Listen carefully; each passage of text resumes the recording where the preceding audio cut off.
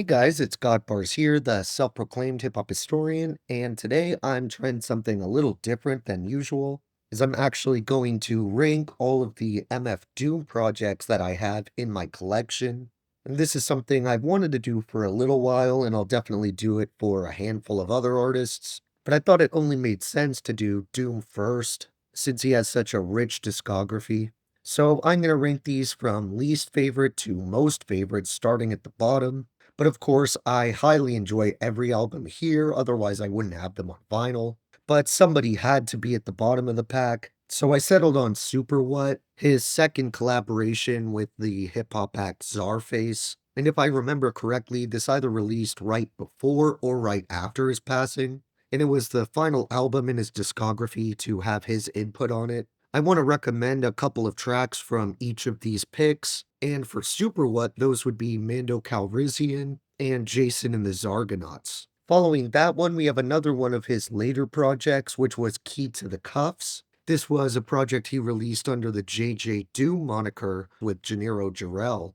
I remember this album not getting a ton of praise when it came out, but in retrospect, I think it has a lot of really killer moments that outweigh the lackluster ones. I know some people aren't a big fan of how deep his voice was at this time, but I think that just kind of adds on to the monstrous, villainous quality.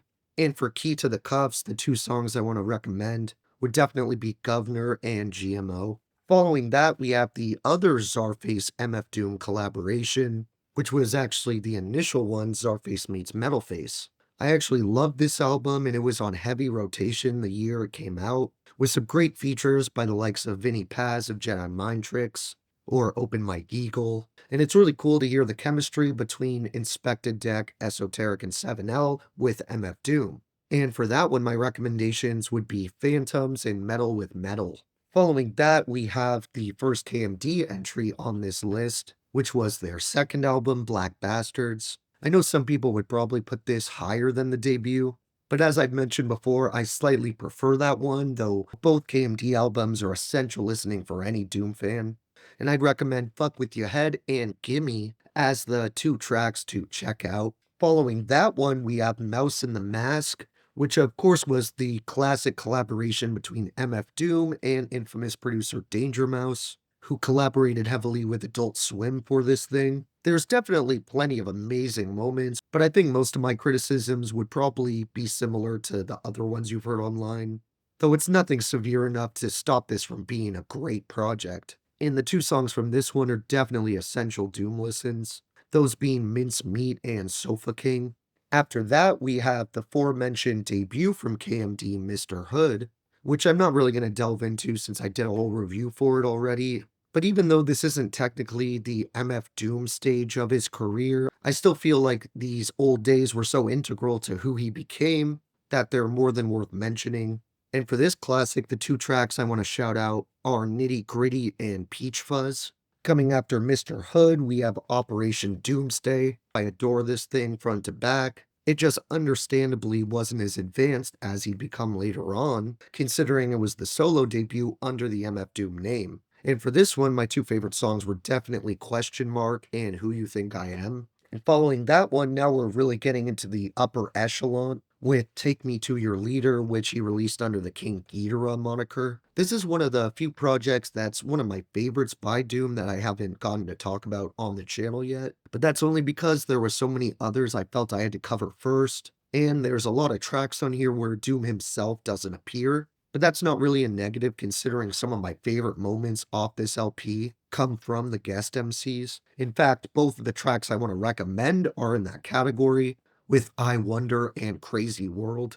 Coming in after that, we have Born Like This, another project I've discussed in length on the channel, which was kind of released under a moniker, but kind of not, as he released it just under Doom, which has always made this a kind of hard album for me to place in my collection, because I've never been sure whether to put it under D or with the rest of MF Doom albums. Either way, me and many other people have highlighted how this is one of his more underrated projects. I would say his most underrated, but I think so many people have kind of focused on that now, it's not that underrated anymore. But if you haven't listened to this, I would definitely recommend doing that, because it has some of the densest and most technically proficient verses in his entire discography.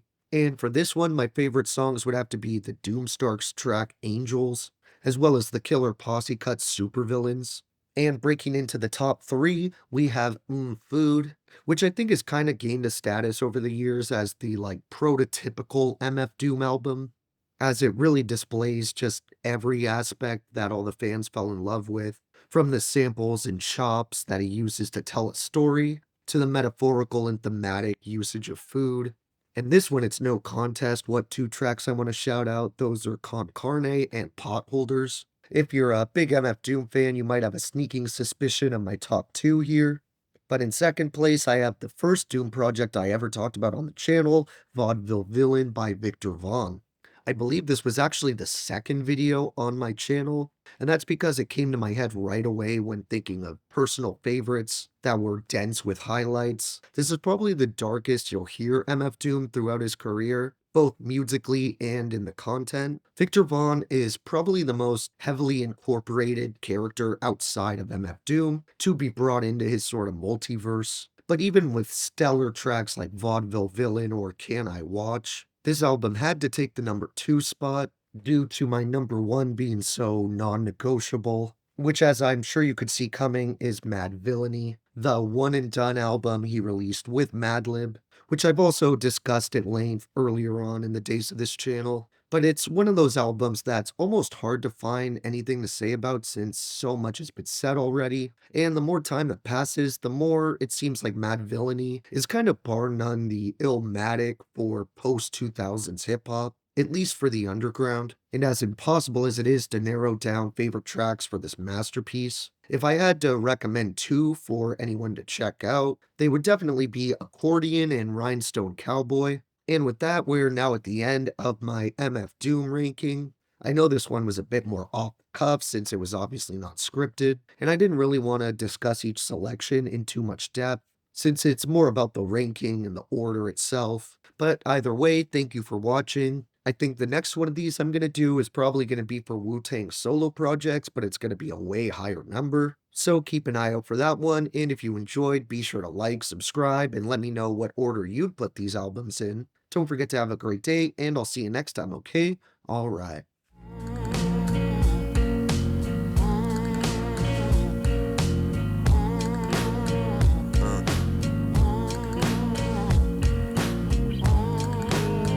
Who would do such a thing? Look, I stand in the flame of a feeling we call pain. Father's Day mug, little hand shaped in clay. Carrier planes flew overhead in pockets.